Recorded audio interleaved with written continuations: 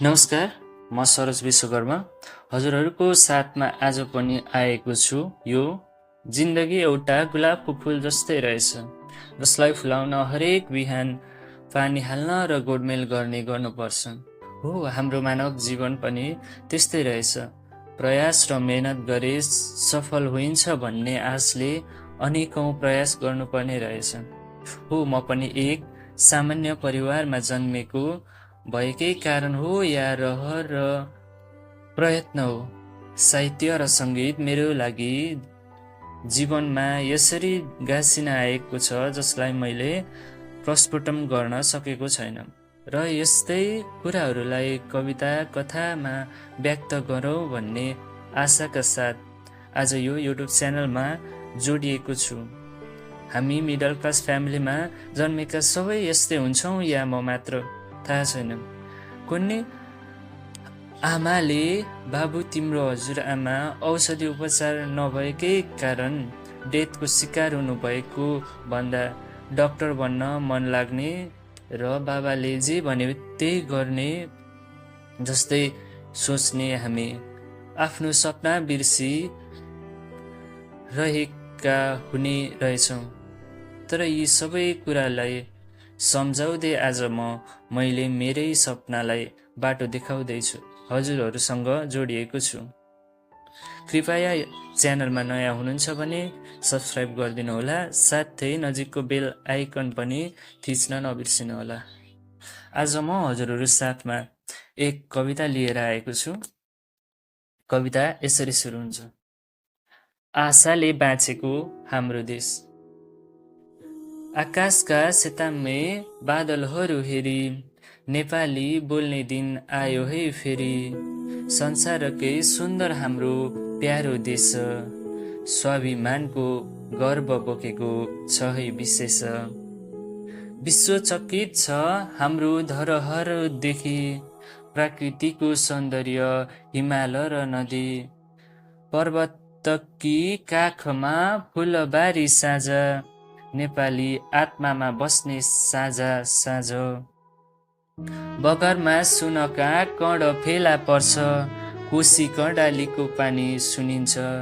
विद्युत निकाल्ने स्रोत हामीसँग, तर उज्यालो सपना अझै अधुरो भित्र। शान्तिको दीप जलाउने सपना बोकी, युवा सडकमा उत्रिन्छन् आँसु पोखी। नेता कुर्सीमा सौदाबाजीमा व्यस्त, जनताको आवाज भने रहन्छ अस्त। गाउँ सहर चाहँदा भेटिन्छन् भिन्नता, धन र शक्तिले बनाएको दूरी कथा। चाहिन्छ अब चेतना, जागरुकको शक्ति, चिर्नुपर्छ दुष्टताको बाक्लिएको मती। जुटौँ दाजुभाइ जुटौँ है साथी, सबल बनाऊ हाम्रो प्यारो मातृभूमि। सदैव शिर उठाएर बाँच्नेछौँ हामी, दुष्टको नजर नपरोस् हाम्रो देशमाथि।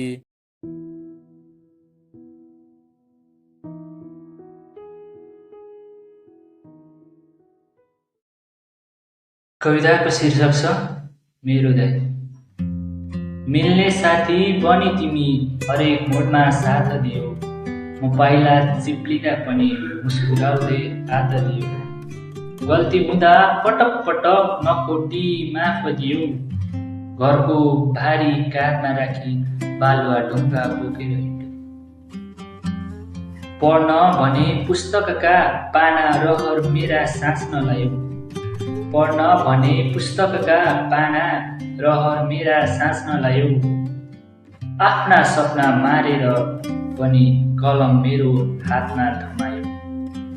दर्दले सताइरहेको बेला मलम बनी छेउ बस्यो, आँसुका भेल रोक्न तिमी न्यानो बोली सँगै ल्यायो। गल्तीमा जब आफन्त आउँथे गाली गर्दै घात गर्न, तिमी सोच्न सिकाउँथ्यौ मलाई जसरी जीवन बुझ्नु। कहिले हिटलर जस्तै बन्यो कठोर अनुहार ल्याएर, कहिले हिटलर जस्तै बन्यो कठोर अनुहार ल्याएर।